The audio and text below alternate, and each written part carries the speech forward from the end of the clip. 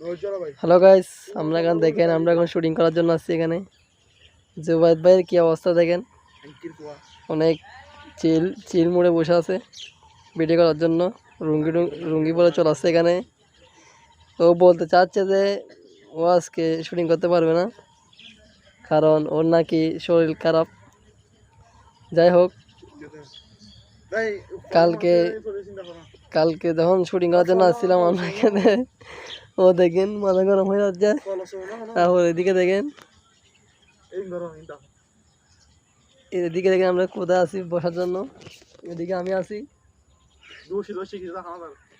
তারপর এদিকে দেখেন জুবাইদ ভাই থেকে নাকি আজকে অনেক খুশি লাগতেছে, কারণ জুবাইদ ভাই আজকে অনলাইন থেকে $100 পাইছে। ফেসবুক থেকে নাকি ইউটিউব থেকে আল্লাহ জানে।